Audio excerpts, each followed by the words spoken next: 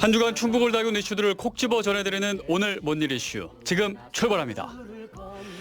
네, 날씨는 점점 추워지고 있지만 오늘도 저희는 또 뜨거운 이슈를 가지고 힘차게 달려보겠습니다. 자, 오늘의 첫 번째 이슈, 제천 화재 참사 2년 끝나지 않는 책임 공방입니다. 29명의 목숨을 앗아간 제천 화재 참사 발생한 지 2년이 다 되어가고 있는데요. 그런데 아직도 충청북도와 유족 간에 화재 참사 책임을 놓고 공방이 여전합니다. 아니 아직도 해결이 안 됐어 하시는 분들도 계실 것 같아요. 그런데 아직도 지금 해결이 안 되고 진행형입니다. 자, 오늘 이 내용 한번 살펴볼 텐데 현재 어떤 상황인지 현재까지의 상황을 좀 정리를 좀 해주시면 좋을 것 같아요. 지금 가장 드러난 문제점은 그 통감 내 인정의 싸움이라고 보시면 되겠습니다. 충북도는 도의적인 책임에 대해서 인정할 수 있다고 했다가 이번 그 국제행감위에서 책임을 통감하겠다라는 것까지 그 문구를 넣는 거에 이야기를 했고요. 유족 측에서는 그걸 갖고 안 된다.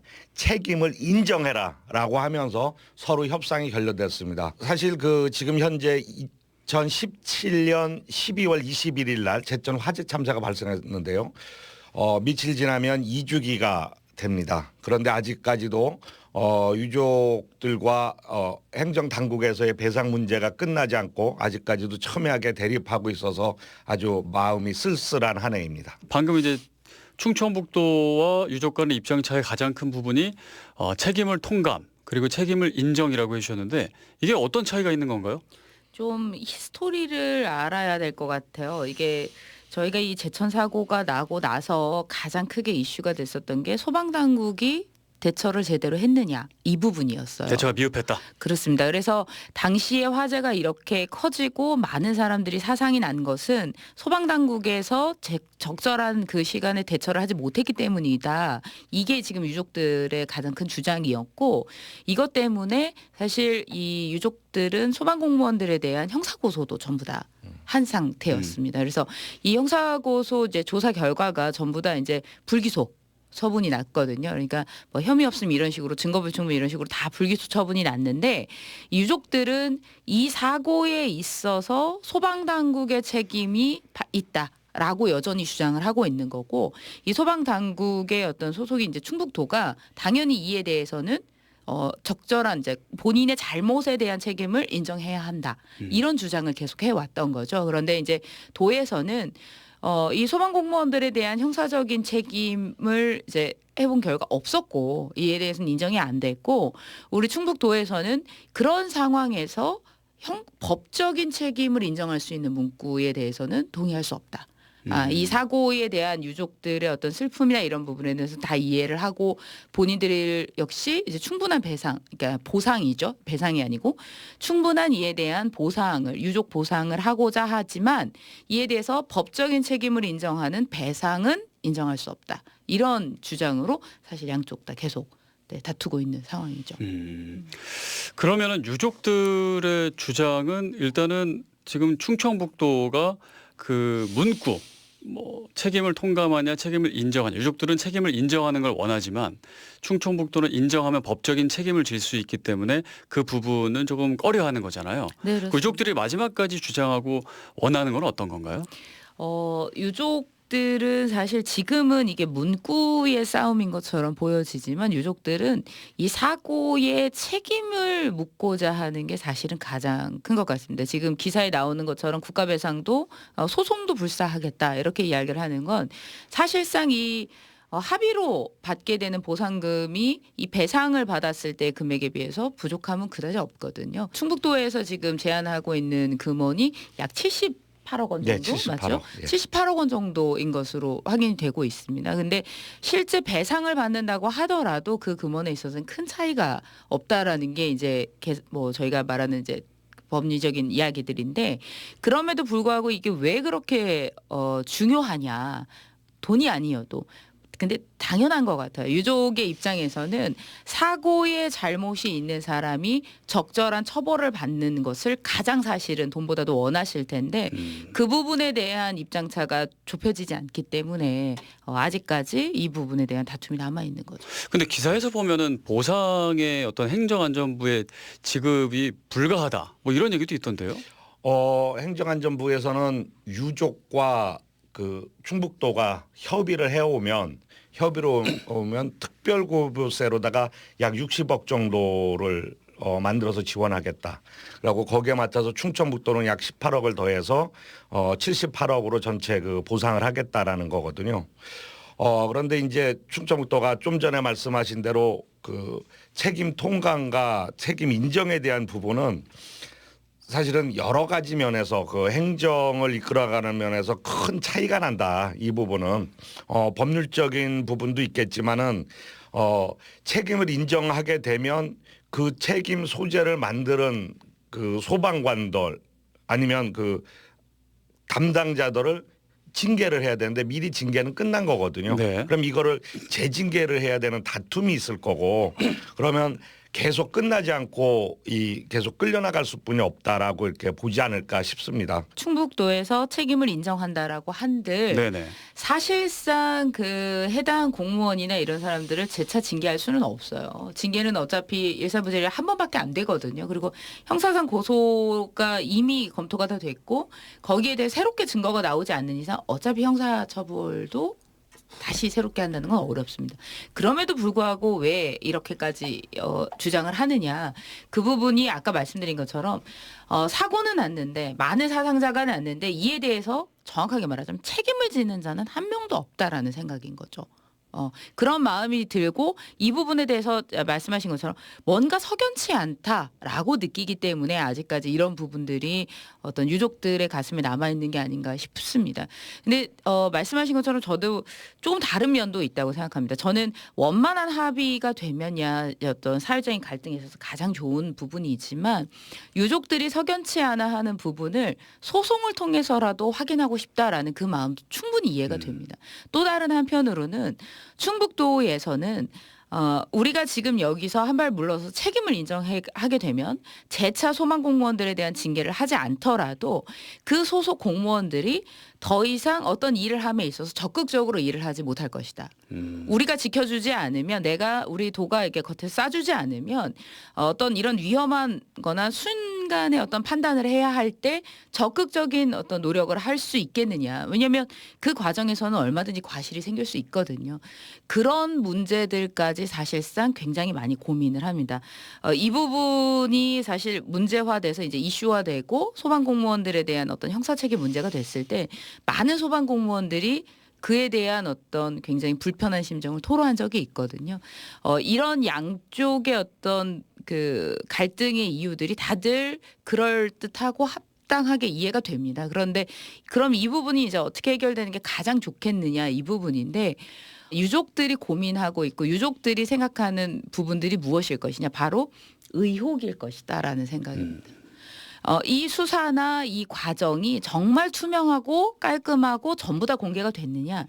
아주 작은 과실이라도 그 책임을 묻겠다 이런 취지가 아니라 그것이 정말 어떤 소방당국의 어떤 혜택 어떤 잘못 이런 것들은 없었느냐 이런 것들이 명명백백하고 깔끔하게 밝혀졌다면 그 결과에 대해서 과연 이렇게까지 오랜 시간 다툼이 있을까. 이것은 정말로 잘못이 있느냐 아니냐의 문제가 아니라 그 잘못을 밝혀내는 과정 또는 그 문제를 해결하는 과정이 좀 급급하게 덮은 게 아니냐 이런 생각이 듭니다. 그래서 이 사고에 있어서 이제 어떤 결과가 되든 저희 도민들은 양쪽을 다 좀 고른 눈으로 지켜봐야 할 것 같습니다. 왜 그걸 안 해줘? 이런 말도 아니고 왜 그렇게까지 이런 게 아니라 다들 양쪽 다 합당한 이유들이 있구나.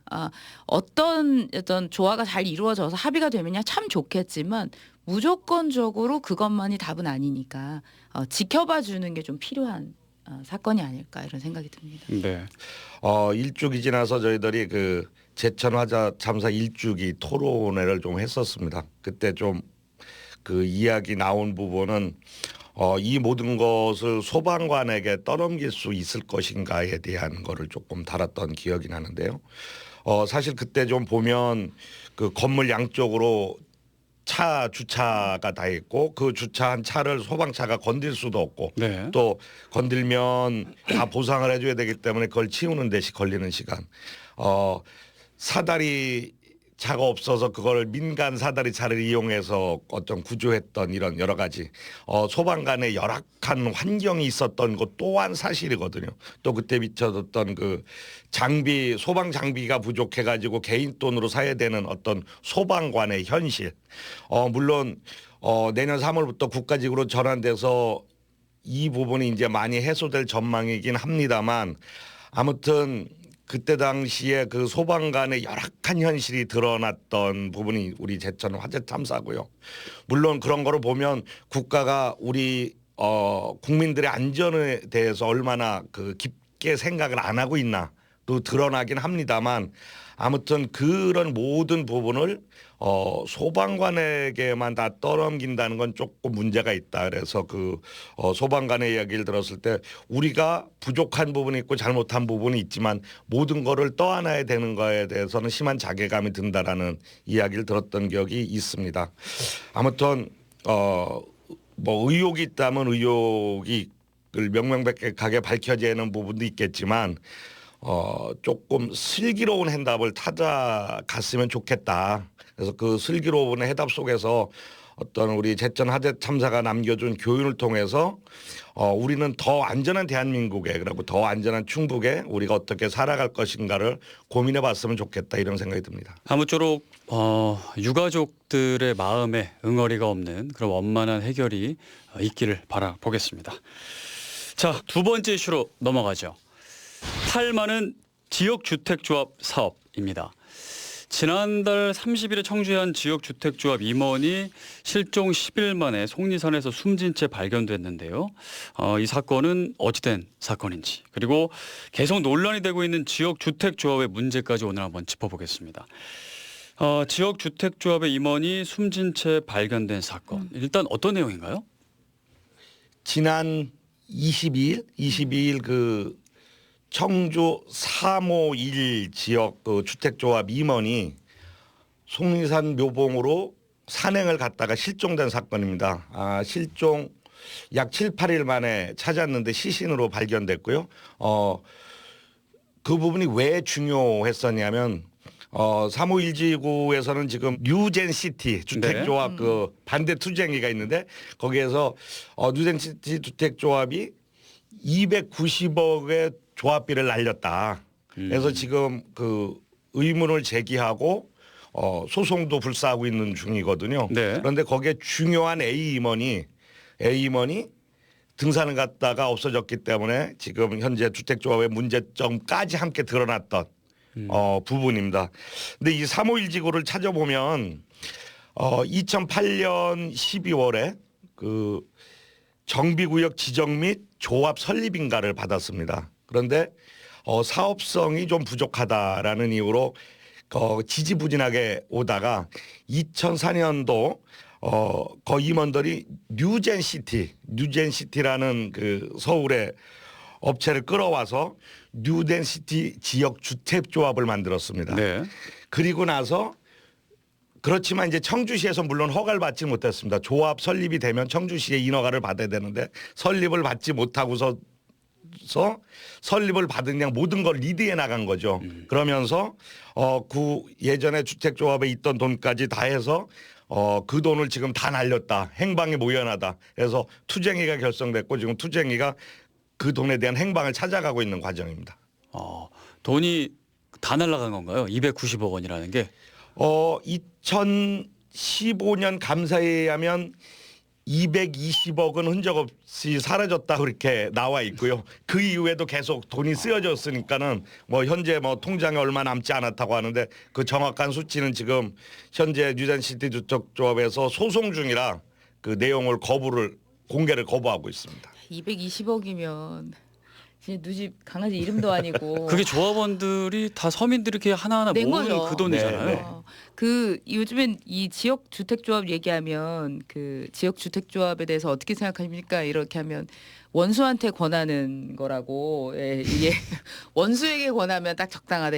들어가면 개미지옥처럼 절대 빠져나올 수 없는데 고생 좀 해봐라. 무조건 이제 죽는다. 이런 이야기가 돌 정도로 이거는 뭐 거의 지금 문제가 너무 많다. 이게 되는 건데 그 임원이 사망한 것이 왜 이렇게 갑자기 이제 뜨거운 감자가 됐냐면 말씀하신 이 조합의 문제, 조합과 관련 지역주택 조합과 관련된 관련 문제들의 총 집합이 여기서 터졌기 때문이거든요. 그렇죠. 이게 이제 딱 터지면서 이 조합과 관련돼서 이제 제일 많이 나오는 3대 사기, 횡령, 배임 이게 이제 시리즈로 모두 함께 다 나와 있는 사건이라 이 덕분에 지금 다른 지역 주택 조합과 관련된 사건들도 다들 이제 좀 점검을 해봐야 되지 않냐 이런 이제 어떤 여론이 형성되고 있는 거죠.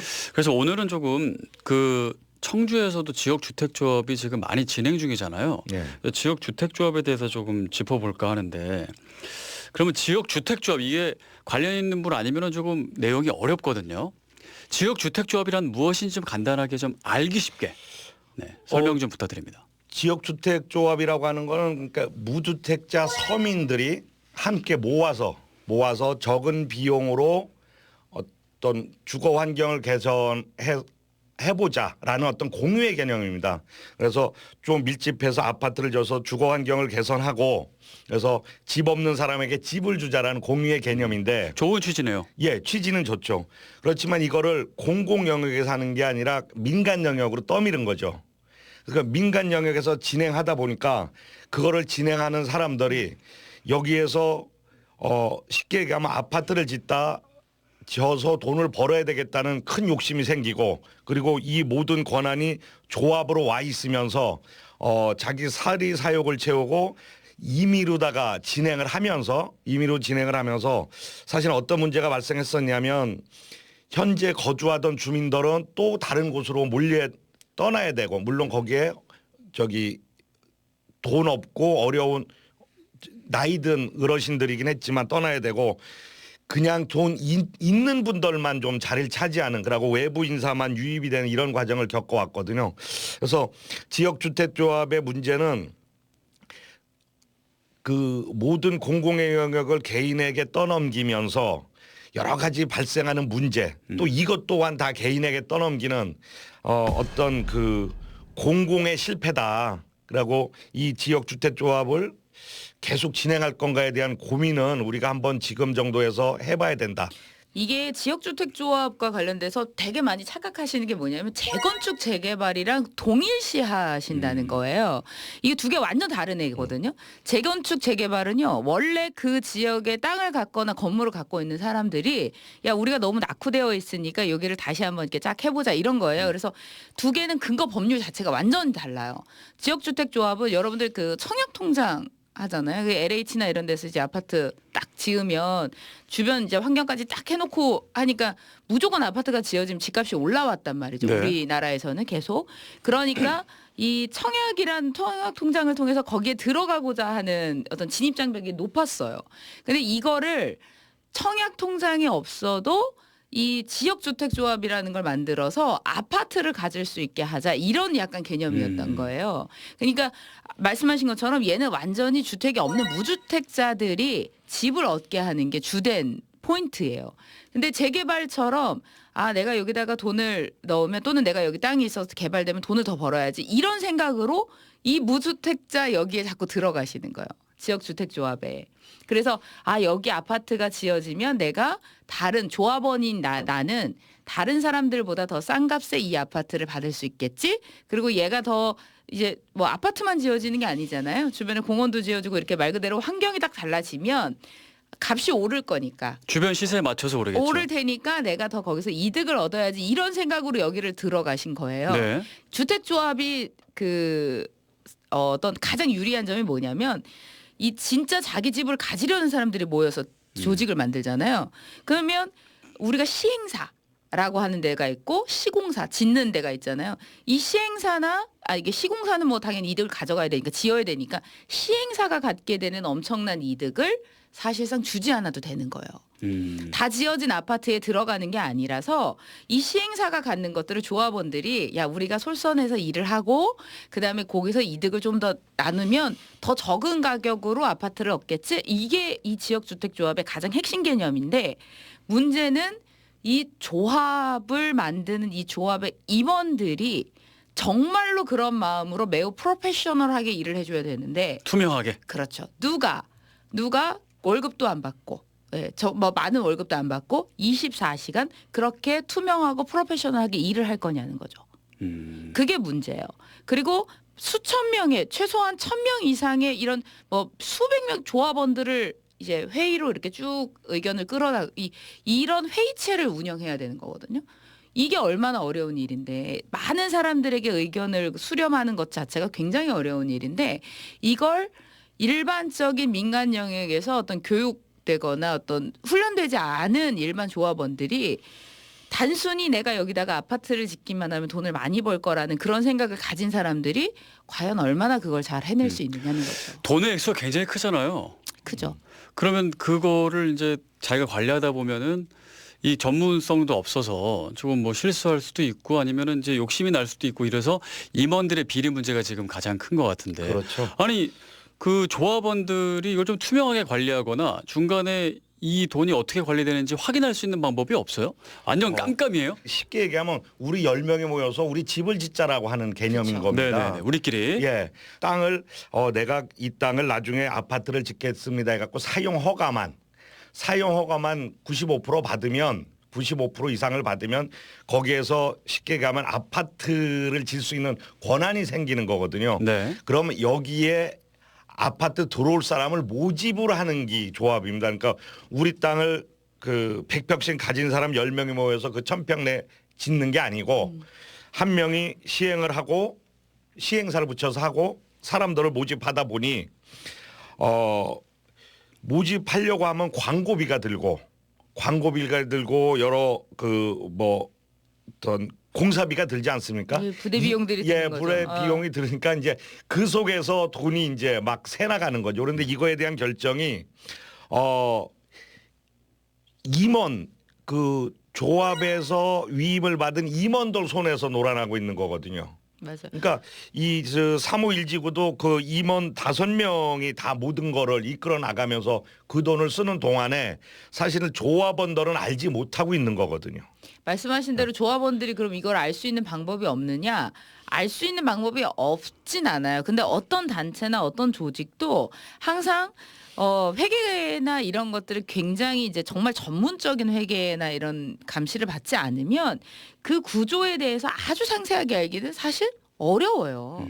주로 일을 하는 임원이 있는데 내가 거기다가 돈을 넣었다고 해서 아무 때나 가서 장부 좀 다 갖고 와보세요. 이렇지는 않거든요. 그리고 그 장부나 그런 것들이 매번 다 조합원들에게 보고가 되면서 돈이 사용되는 게 아니니까. 그리고 말씀하시는 것처럼 가장 큰 문제가 이 조합 운영비거든요.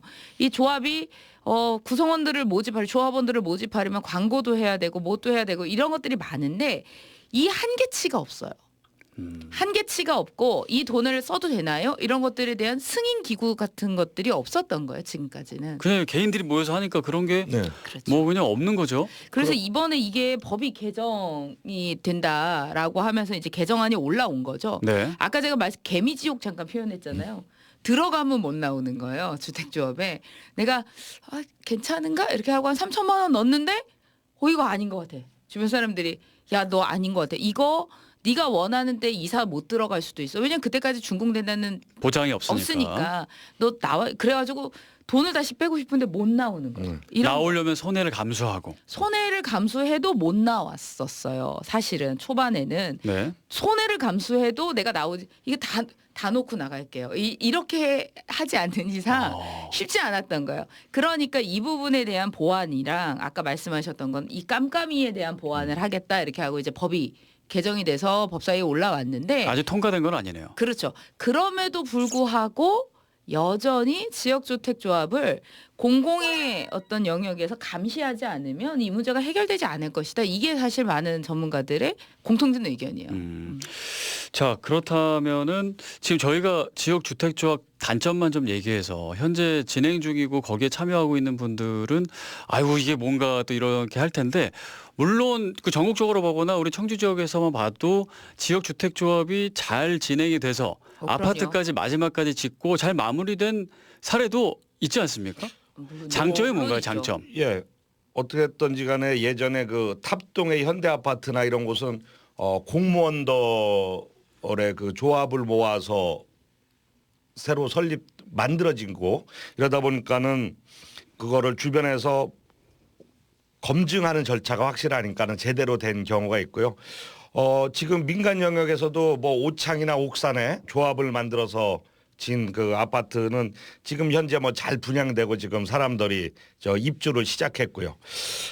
민간 영역에서도 시공자 그리고 조합 대표들이 제대로다가만 하면 좀 저렴한 가격에 내 아파트를 구입하고 구매하고 들어가 살 수 있는 공간이 주어지는데 그럴 수 있는 어떤 토대를 만들어야 되는 게 현재고 아까 제가 잠깐 말씀드린 것처럼 제일 큰 장점은 저 시세보다 저렴하게 내 집 마련을 한다는 거예요.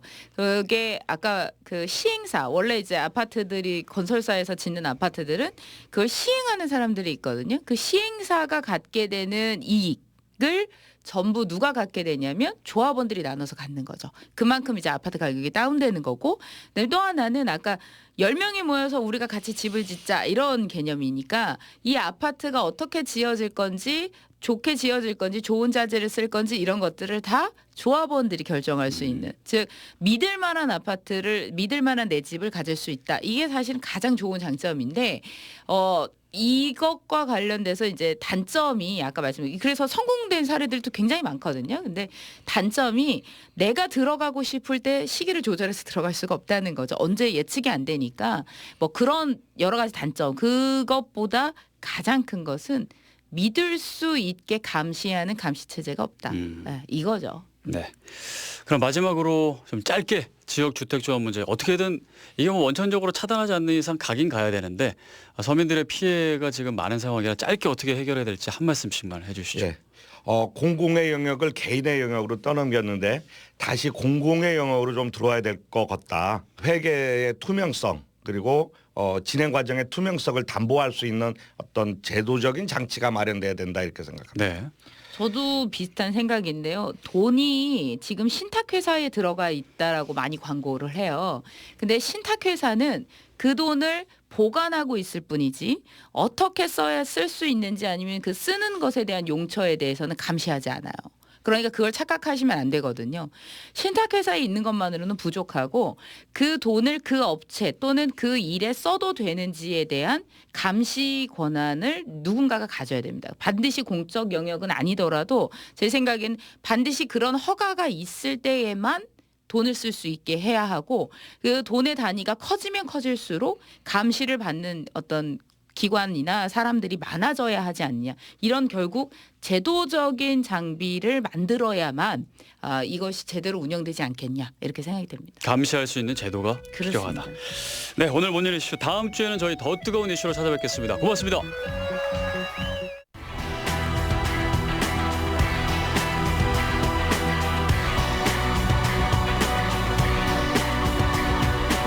Extreme ways are back again.